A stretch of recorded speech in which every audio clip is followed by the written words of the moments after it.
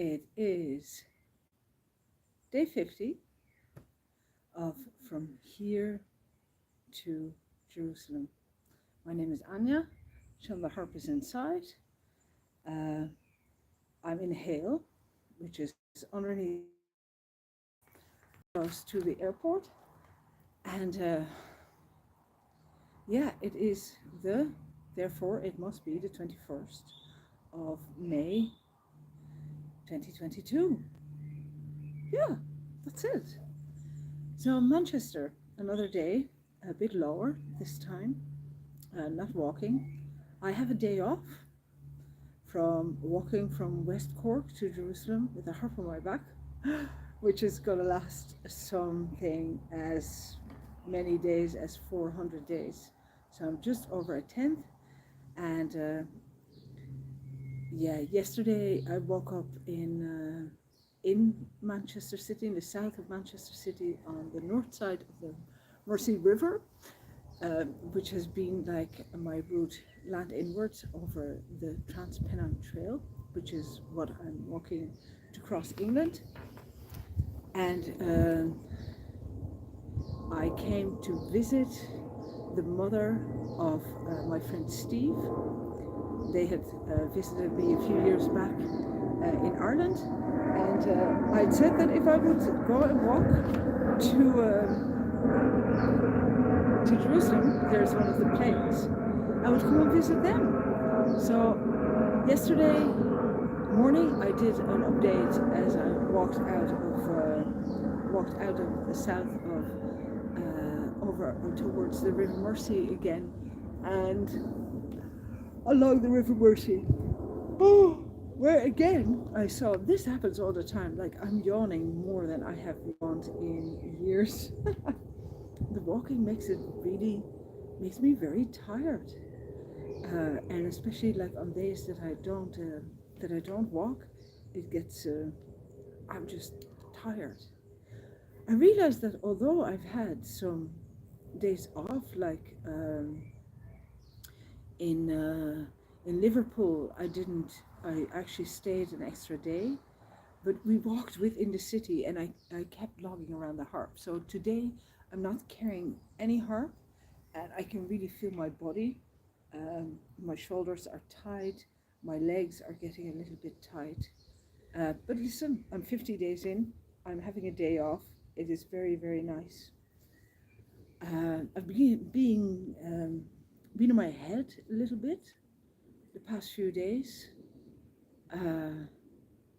but I think I'm good now. I think I'm good again. I don't know what's going to happen next. Tomorrow I start walking again. I have the day off. Let me start with yesterday. So yesterday I was walking southwards again, and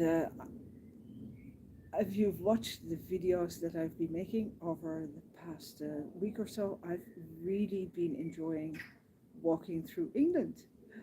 It has been amazing. Before I arrived in England, I had my questions about how hard it was going to be, and like, I don't want to be funny, but there's some economic issues in the whole of Europe, really, I suppose the whole world. There's a war going on in Ukraine. There may be shortages of wheat. There is energy issues. There's a lot of funny weather happening. But ever since I arrived in England, I've been having the best time. I'm not sure if we can really see the effect of Brexit yet. Often these really big shifts, big political shifts that happen between countries, that can take a little while, a good while, before we see the impact. And also there's been a pandemic going on, of course, the past 2 years, and that has an effect as well. So as I was walking yesterday, I was asking myself the question, what is it really that I'm focusing on? I've been talking a little bit about the relationship between pilgrims, and how I feel I have been known to dislike other pilgrims. I uh, often find the relationship I have with them difficult because everybody walks for their own reason, and I'm not into the whole um, we're all in this together kind of thing. We are and we are not. Um, there is no right or wrong as to how to do a pilgrimage, and I don't like the idea of the hierarchy. My thing is very clearly defined as to what it is that I do. I walk with a harp and I walk from my home to pilgrim destinations. That's really what it is. And I don't really talk about the distances, not in the videos, nowhere. If you really want to know, you can follow, you can write down where I am, look it up on a map and see how I do. I don't walk insane long distances either every day. Sometimes I walk 5 miles, sometimes I walk 16 miles. I don't really go over 19 miles. I found in my experience, doing longer distances, the only person you deprive is yourself. I have no time restrictions, so I'm not bound by taking a holiday. I've actually walked out of my life to do this, so there is no agenda. I don't need to be back at work in 2 weeks' time. I carry my work with me, which is the harp. The harp is my work. I work as normally I work as a harp player. I play sessions, I play gigs, I tell stories, I sometimes write things, and I talk an awful lot, and I play tunes, very often in hospitals, very often for people that are not well. I enjoy the rituals around burials, about graveyards. I'm very fond of those places. I'm fascinated by the time where we become confronted by the end of our lives and the feelings that people have about moving on and moving beyond that fear. I'm not the harp player that plays at a wedding. I don't like the repertoire. I don't even care much for the actual celebrations. I have my reasons. I love working with very, very young children. I do teach music as well, and so I bring my work with me. And then I make the videos, which are just my personal views on what happens along the road.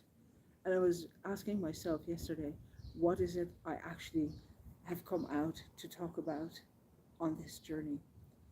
One of the things I'm focusing on personally is my prejudices. So whatever prejudice I come up against, I am trying to see it for what it is, and I'm hoping to let go of them just by facing it openly.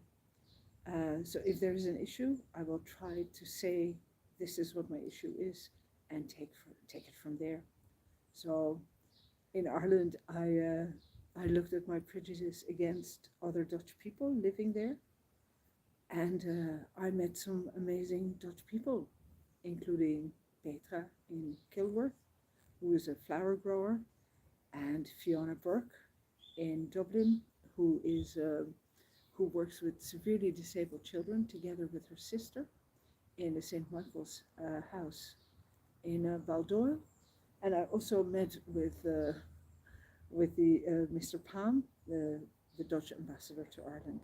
So those were my Dutch people, and every single one of them helped me just by spending some time with me, offering to host me, offering me a place to stay, and just listening to my story. Mr. Palm was very, very patient with me. So that's my personal thing. Now, the other thing I would like to talk about during this journey are the things that I see. So things that I'm interested in are flora and fauna. I haven't talked an awful lot about flora and fauna yet. I think it has to do with that Ireland is very familiar to me. The hedgerows. I've complained bitterly about the bogs and about the forestry. But I actually like what grows in Ireland a lot. I think we could do more in rewilding. I'm somebody who would like to see less human interference, and I noticed yesterday about prejudice. Um, I saw an article somewhere. I don't read an awful lot of papers, but I saw a headline somewhere about the discussion of reintroduction of wolves. And in this article, it was hammered home that this is really important because the wolves are responsible for the balance within wildlife culture. So by reintroducing predators, the rest of the wildlife also sorts itself out. I would go even further. I would say that leave the wild animals at it and restrict certain areas for humans at all costs. Have no human interference. I think that would be a really, really good idea. Those are just my humble personal opinions. Uh, I doubt that it's going to go like that at any time soon. The other thing I'm really interested in is history. Uh, so walking from Liverpool to Manchester has been really, really good for me. Uh, Walking along the Helen's Canal, which is the oldest industrial canal in existence in England. North England is very, very different from the experience I had in southern England and Wales when I came through here in 2018 on my way to Rome. And Manchester, of course, together with Liverpool, are two cities. Liverpool was very much part of the America trade, um, the and also, of course, slave trade, has a big harbour. Manchester, of course, becomes more important once the canals are put in. So the main Manchester Canal going to Liverpool, I mean, amazing, right? So, but I haven't really looked at anything of the old history. So yesterday, as I walked out of Manchester south towards the airport, I thought I would mainly come across more industry, which is, you know, yeah, I can be forgiven for thinking that. But instead, I ended up in Wythenshawe. Am I saying that right? I think I am. Let me look it up. Yeah, Wythenshawe. Wythenshawe Park and the Wythenshawe area originally is like, I think it still is, somebody said to me, it is still the biggest housing corporation in England. When they tried to get rid of the Manchester slums between the wars, Wythenshawe became a housing corporation. They were building houses to house those who came out of the slums of Manchester. Well, Manchester, of course, early industry, it must have been, the Industrial Revolution, at this height in the north, it was like, it had a big impact on the country. So I didn't know this. I walked out of from the river area. I walked further south, and then you come to Wythenshawe and Wythenshawe Park. Now, Wythenshawe Park originally, around the beginning of the 13th century, was a deer park. So it was there for hunting, and probably already from around the 11th century onwards. They were part of this feudal system, which is called Demesne lands. Demesne lands were the lands that were held by the feudal lords, like the lords of the manor. In this case, it was the Tatton family. The Tatton family had the deer park, which is about 270 hectares. I mean, it is very, very, very big, like very big. And there is no evidence of there having been any building but then in the 14th century, by the end of the 13th century, the Tatten family, the Robert Tatten of Chester, he builds Wythenshawe Hall. Wythenshawe Hall is built like the halls were like one-room structures. The Lord of the Manor with on one side there would have been space for keeping things, so like a pantry, and then in the hall there would have been a fire, and then there would have been like other rooms for privacy. Yeah, the Lord would have had rooms there. Sometimes in Gobnait, I've obviously not been in Wythenshawe Hall. I'll tell you why in a little while. But it's a wooden structure which is with wattle and daub put together. So you on the outside you see there's beautiful houses with the wooden structures, and then you have the wattle and the wattle in there, and that's then made white.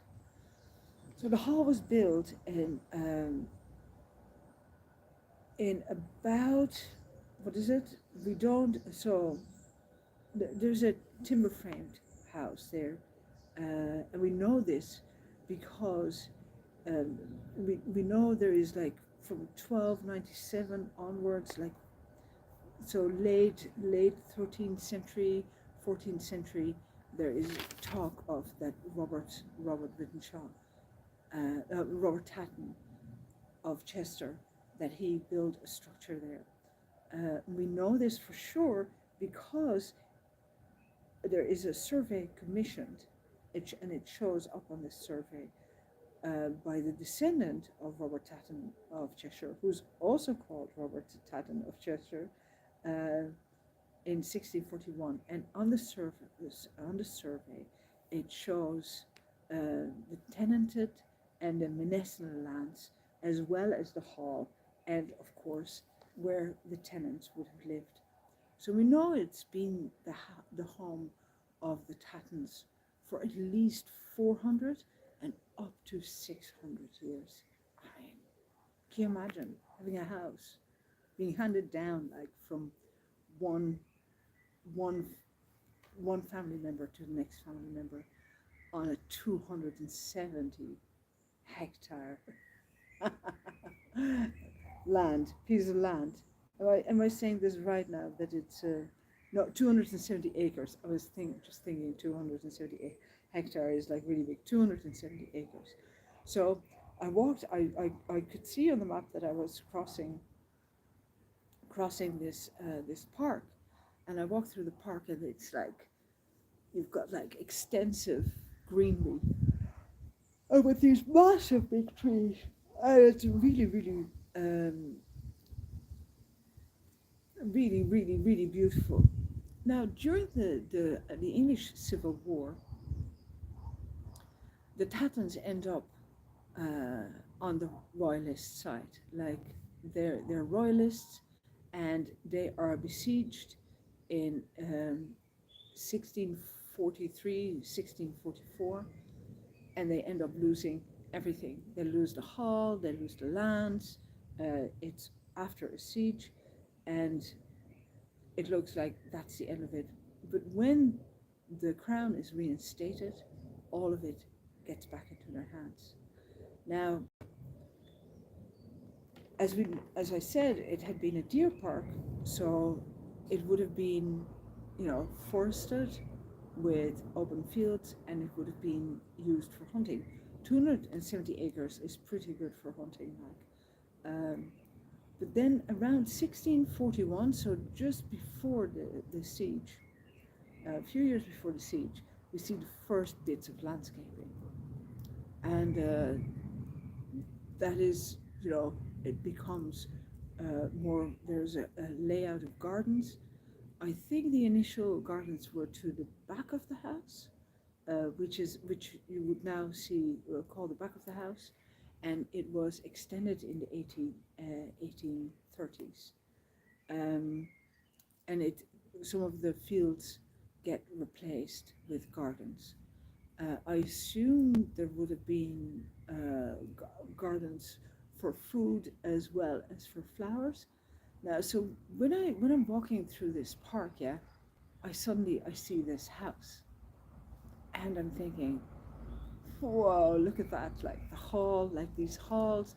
They were initially, the middle building is like this wooden structure with the wattled wattle and dope in between, and then you have, you've got the wings, and they would have been built on later, but the whole thing is set off with this, it's not like building that it says it's a building site. It says no, don't get in at all. And I walked around it, and I was looking for the courtyard because I'd seen that there was a coffee shop there, and I see that there is the gardens. Now these gardens were definitely, like, the gates were from the 1830s. They're similar to the gates that I would have grown up with in the Vondelpark in the Netherlands. It's all the metal work. And inside there, like, it is rhododendron season, are like rhododendrons in every color of the rainbow.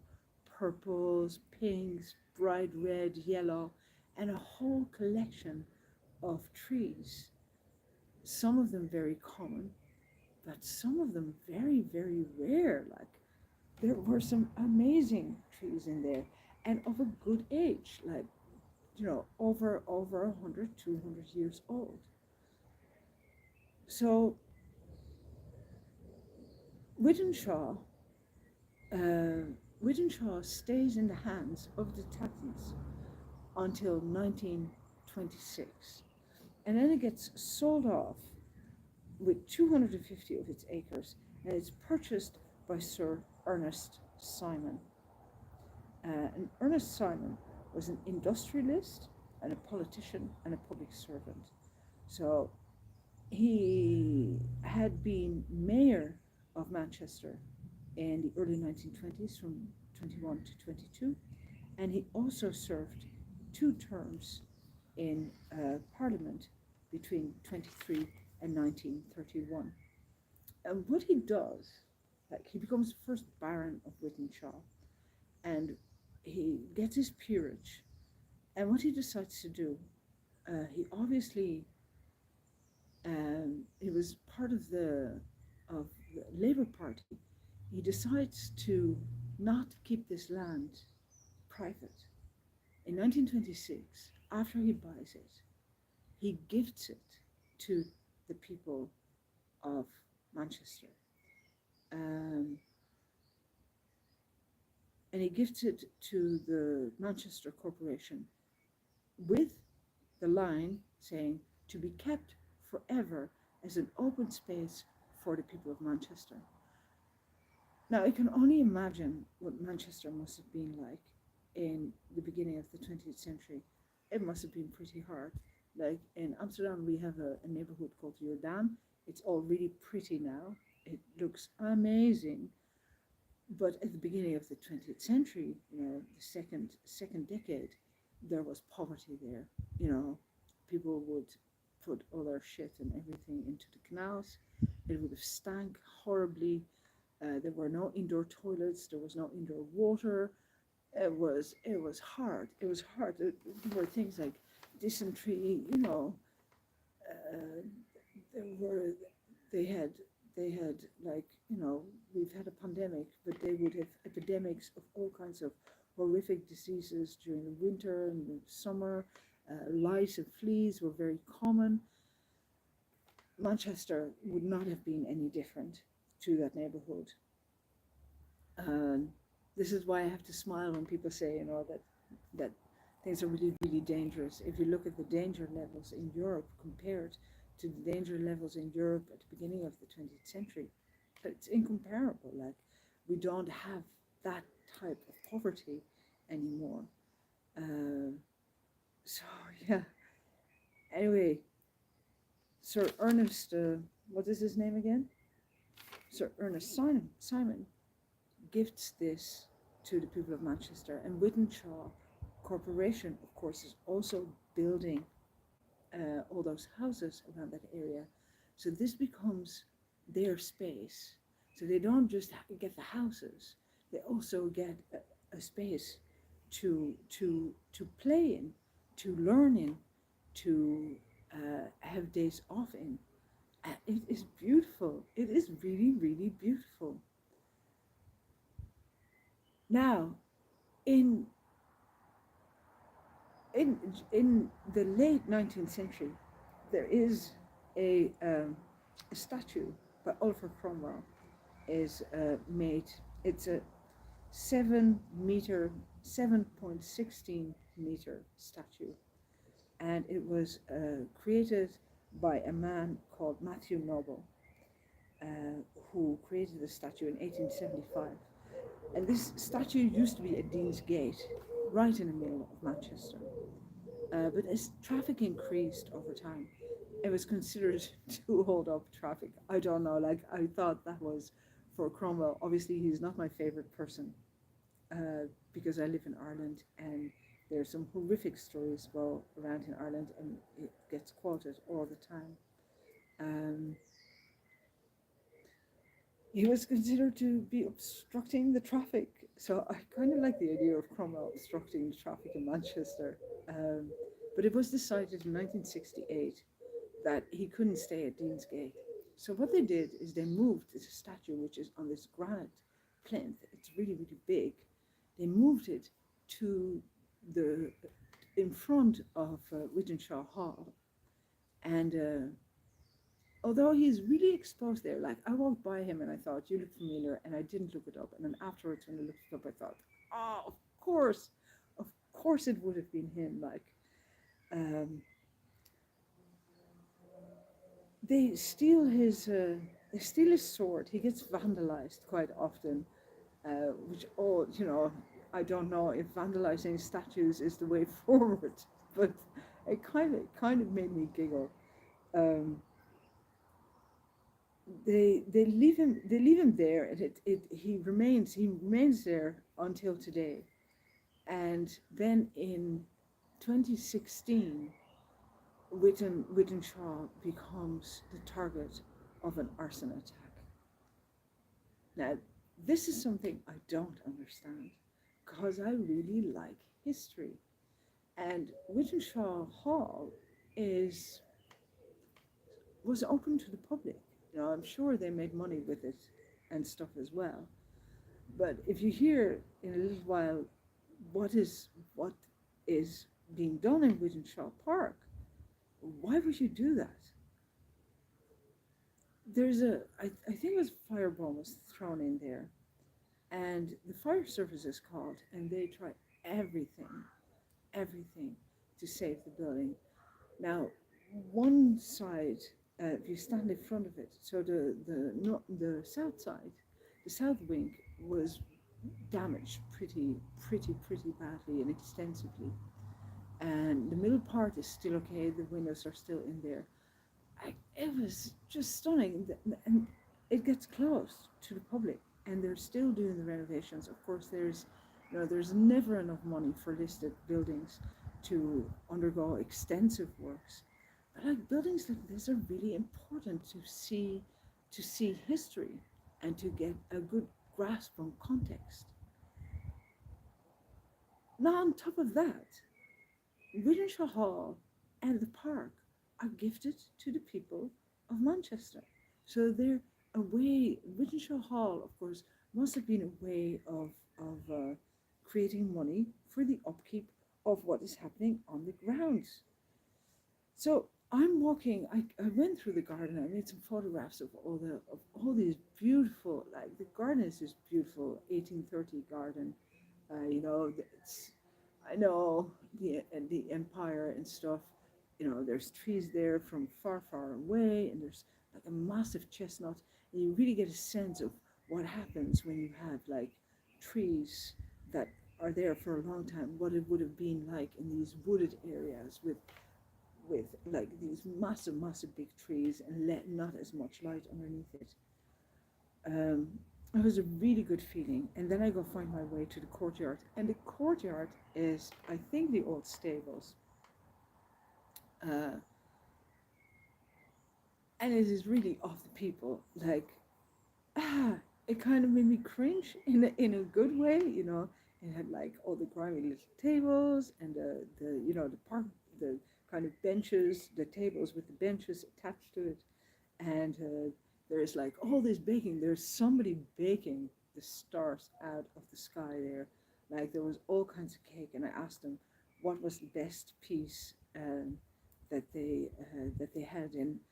They said most favorite piece of cake that they sell there is the cherry bakewell. So the cherry bakewell with you know, we don't do dishes anymore and stuff. So in your paper cup, there you go, a cup of coffee. Coffee here still often isn't great. Cup of coffee, cherry bakewell. I'm crazy about cherries, so that was fine. The bakewell, it was okay. Loads of like fancy writing. You also could get like chips and chips and toasted sandwiches. And there was a grandmother who had just poured a cup of boiling water over a toddler's arm. I don't know, like, and then they have this like this app you can walk through the park, and it's a like a storybook app, and you can read on your phone. You can get all these stories, and that's all being advertised there. Important like thing for a community, for the communities of, they can go there, have their cup of coffee and stuff, because and then in the park itself there's lots of sporting and leisure facilities. So there is an athletics track, there is a baseball pitch, there's a football pitch, there is an orienteering course, there's horse riding, there's stables, there's tennis courts, and there's also a horticultural center, which um, which is together with the Withenshaw Community Farm. And at the Withenshaw Community Farm, they teach like agricultural courses for local school children to teach them about where their vegetables come from. So all of this is really important. Like, so the arson attack, I don't really understand. I must have missed something, and I tried to look it up, and I couldn't find anything about it. So I had a really, it was really lovely walking through there.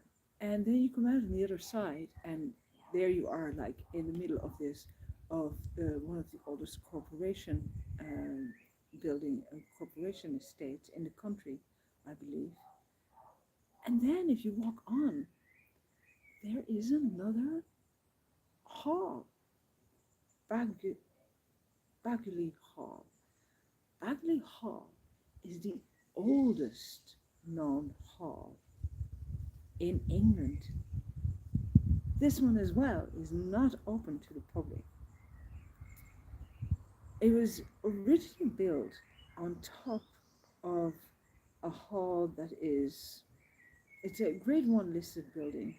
It was built, you can see the outside, and luckily we can now see the outside, but you can't get to it, but you can see the timber frame with the wattle and mold. What is it? Is it wattle and daub? And it's an original hall. It was built in the 14th century, 13th, 14th century, on the side of an older hall, which would have been built, they think, in the 11th century, and that's the oldest in the country. I mean, this is blowing my mind a little bit, like, because I don't do an awful lot of research. I try and just encounter things and walk into them, and then afterwards I look it up, and then I go like, oh my God, look at what I saw. And I was looking at it and I'm thinking, oh, I really want to go in there. Like, I really wanted to go over the thing, but of course I can't climb with a harp on my back over a big gate. And it was stunning. Like, it's stunning to see it. Now, the windows obviously are not in there anymore. Um, but the original building, so the center, the hall, is the original wooden framed structure. I mean, that is crazy. Now they so Sir William Bagley started building the hall in Wattle and Dove on a timber frame, yeah, and it's possibly the oldest hall in existence in England, and it is a perfect example of a great hall. So a great hall would have been used, like I said earlier, for everybody to come together. They would have sat in there, there would have been a fire in there, they would have eaten all together in there, and then the Lord would have his in this case, I think on the south wing there would have been private chambers, and the north wing. The north wing is actually extended on the north wing, and it used to be a barn. Now tithe barns, of course, I've seen them around Bath. There are tithe barns which are part of a monastery there, and in this case, the tithe barn would have been part of the actual Great Hall, and it would have held like the grain and other things that would have been harvested. Now they extend the north wing, which in the 15th century, and then there's a porch added in the 15th century, and then there's a porch added in the 16th century. In the 17th century, they add the south wing, which is done in brick, and then in the 18th century, they replace part of the north building and parts of the Great Hall itself in brick as well. And it goes on, like there's more modifications happen, but in the end, the original structure is still standing. By the time we come to the Second World War, so that's after it becomes part of the Wythenshawe estate in 1926, together with Wythenshawe Hall. And by the time we come to the Second World War, Bagley Hall is known as Maher's Farm, and it is growing and selling vegetables. That is what's happening there. Now, by 1948, it is part of the it really no, not in 26, it's not yet, it's just a farm, and in 1948 it gets taken in with the Wythenshawe estate, so the Wythenshawe Park and all the housing estate and everything around there, and it falls into disuse, and it gets completely overgrown, and nobody, it's abandoned. And it takes until the 1970s for Manchester Corporation to get their hands back on it. It is in the hands of, I think, the Department of and Sport and Leisure. In the 1970s, they start doing work on Bagley Hall. The grounds get cleared up. They put a big corrugated shed around it, and they start treating they're exposing the wooden frame. They treat it for woodworm and for rot, and the corrugated structure is taken down. And by 2013, you see reports of that. It's in okay state. It's not in the best state it could be. It's a grade 1 listed building, but it remains closed to the public up to today. I was just going like, oh, wouldn't it be amazing? Wouldn't it just be amazing if there'd be money to actually work on this? Like, within an hour, I walked through all of this. There is history there from as far back as the 11th century, from like complete ownership of just a handful of people who even, the Messner lands is feudalism. I wouldn't call it slavery, but it's not far off. These people owed the church a tenth, and then even more to the guy who owns the land, and it goes all the way, through the wars, through the uprisings, through all of it, and then it ends up in the hands of the people and the state. And people who had nothing are now being housed in those areas. And then we have these structures that remind us of how all of this came into being. I mean, that was pretty good. And then as I walk up to the end of the road, I see the St. Martin's Church. And the St. Martin's Church, up to not too long ago, was a open church. You know, it was a church, the congregation, and what do I see? It's completely boarded up.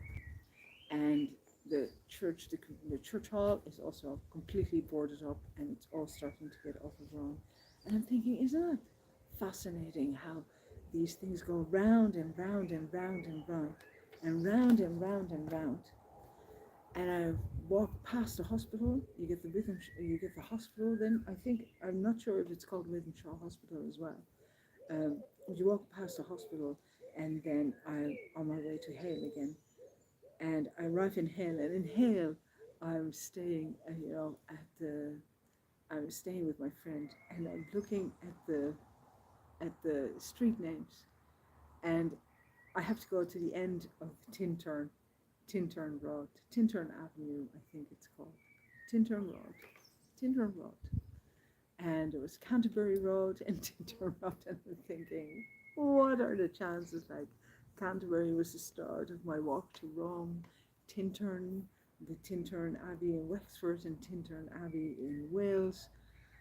They were all part of my last journey as well. And then now I'm here in the garden. Now Steve wasn't here yesterday, so I spent time with his mother Maureen. We got to know each other a little bit better, and I arrived on the day, the 4-year anniversary. So 4 years ago, I was already in France, walking to Rome, and that's when Steve's father died. And this year I am here. I was here for the commemoration, and we went to Mass, and it was a very the young priest in there. He was very, very well. He spoke very fast, and I was looking around the congregation. There were all these elderly people, lots of them with hearing aids in, including Maureen, Steve's mother. And he is there. He's very assertive speaking, very, very. He had lovely movements, very certain way of moving. He was very earnest, and he, it was good, and it was good in an earnest kind of way. But he ran through that mass, like he ran through it, and there was evening prayers before it, and said by this lovely Scottish lady. And there was the first week that they have not had the lights on in the church, because during the evening, the daily masses, because the costs are just so high. So here we were, like, and he very earnestly at the end of Mass said, he was really open to feedback, and that he would really, really like to hear feedback about whether people thought that this was okay around the solstice, to not have those lights on. And then he disappeared off the altar and just disappeared, and he wasn't there. He actually just disappeared into the sacristy. The door wasn't open, and they went into praying the late evening prayer. And I asked Maureen, did she, because she was full of praise about the priest that they had before here, and Altrincham, Hale, Altrincham, and she said she really, really liked him. And then he had to go, and this new priest came, and he's been here since the beginning of the pandemic, but she doesn't really know him yet. So I was thinking, if I'd seen him, I could have said to him, pay attention to those, older people within the congregation who need him to speak a bit slower so they can be there with him. But I noticed there were a lot of people there with their daily prayer books, very, very earnest, community. The church is quite modern. Uh, the congregation quite old. Mostly is at the daily masses. And also, he obviously didn't know it was the day that her husband died 4 years ago. So there was no mention of it. Now, of course, you could say that he should have asked, you know. But if he had more contact with his congregation, she would have told him. Like if he had taken the time to hang out with her, he would have known that this was that day, because she told me. She told everybody we met, so he would have known. He would have known last week, and he could have said something, but he didn't. Anyway, that was just an observation that I had. And then she invited me to dinner in Syriana, across the road from the church. So there is this. It was really, really, really nice. I had fattoush, which is a salad, Lebanese salad, or Eastern Mediterranean salad, and we have pita bread, like the unleavened bread. You toast it and you cut it through the salad, and it's really, really, really nice. And you've like the cucumber, tomatoes, so you've got all the vegetables are fairly finely chopped, and then the I get hungry talking about it. Like my mouth starts to water talking about it. And then the herbs are even finer. And then with the lemon juice and the salt and the olive oil, and then you have the crunch of the bread in there, and it's just really nice. And then I had fasulia, which is broad beans with lamb, and it was good. It was good. It wasn't like the Turkish one that I used to eat, but it was really, really good. And I ate a lot. Like I ate all of it. What was really nice about this restaurant is that the owners are Syrian, and they call it a Levantine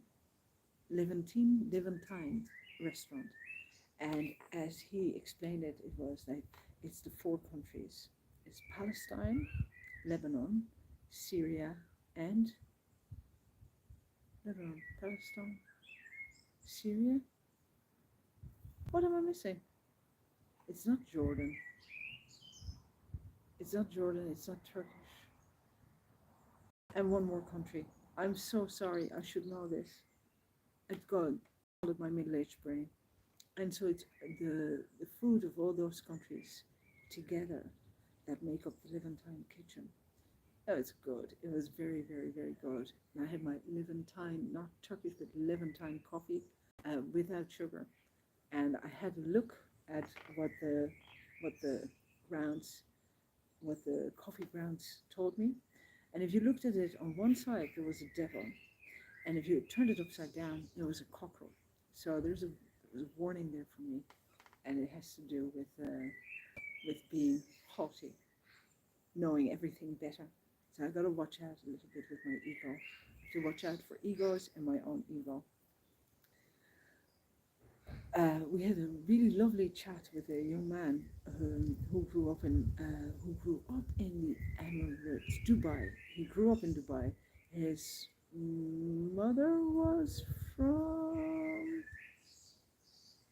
father was from Palestine, and his mother was from Kuwait, I think. And he grew up in Dubai, and he'd been in Ireland for 4 years. And then there was a young man, and he was from Syria, and I asked him where he was from. He was from Italy. And I said, I might be going to Syria. And I said, where are you from? Idlib. And I said, I won't be going to Idlib. I won't be going to Idlib. It's in the conflict zone. The owner is from Syria. I didn't get to talk to him.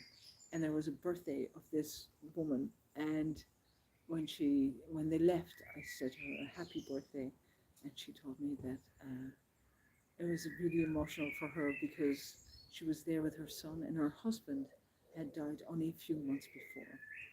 So that it was really, really lovely to be there together with all her family. She had her cousin with her, and she had her niece with her and her sister-in-law, and it was lovely. It was just, the food was really good. And Maureen had brought a bottle of Rioja. We drank the lot. We came back here, and I had a really good night's sleep. And today I didn't walk. Day 50, I got a day off. And Steve came, and I ate a lot of food. And now I'm going to go back in, and we're going to talk some more, and then I'll see if I can upload some more photographs. It's been really, really lovely being here. It's been really nice not to walk at all. I do need to do a bit of stretches, especially for my back and for my legs and my hips, but I can do that later on. And tomorrow I will be heading for Stockport and toward Glossop. I've put in a request for a couch surfing, and I've also gotten in touch with a lady who is in Buxton, who is also a pilgrim. And yeah, I'll see who gets back to me. If I get the couch in Stockport, that'd be nice. But I think like I wouldn't mind going a bit further. If I could end up between Stockport and Glossop, that would be better for me. Because I might be able to do a bit more walking, then I can really get down to walking through the Pennines. Yeah, so I have to make a few more phone calls, send a few more messages, and yeah, everything is good. I had my wash done. Oh, and I started repairing some of my clothes.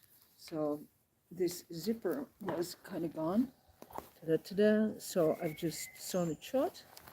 And also on my brown dress, there was a lot of holes were appearing. So I've been sewing all different types of flowers on the front just to hide the holes. So I'm going to go back in and do a bit more of that.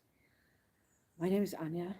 Sean the Harp is inside. No walking today. It's day 50 from here to Jerusalem. Walking from West Cork in Ireland to Jerusalem, Israel, with a harp on your back. And tomorrow we're back walking. Possible 400 days. We're in England. We still have another at least 11 countries to go. And I also looked up the ferries. There is no more ferry from Hale to Zeebrugge, but there is a boat every day, P&O, that goes from Hale to Rotterdam. It's not cheap, but it'll do. It'll do me fine. So yeah, once I have an idea of what I'm gonna do next, I'm gonna go try. I haven't really played in public in the past. Since I've done some busking and playing in random places, but it would be good to maybe organize something along the road where I can play. So I'm gonna go see, can I find some places? Yeah, Withenshaw, history. I'm looking forward to the Pennines. I'm looking forward to seeing beautiful things. I saw my first dragonflies there, blue ones. As I was walking along the river, and I'm looking forward to a whole lot more beautiful things. Thank you for being here with me. Thank you for all your support. Thank you for listening to all my waffle and all my struggles and all my thoughts. I really appreciate having all of you here, and I look forward to seeing you again tomorrow. Bye-bye.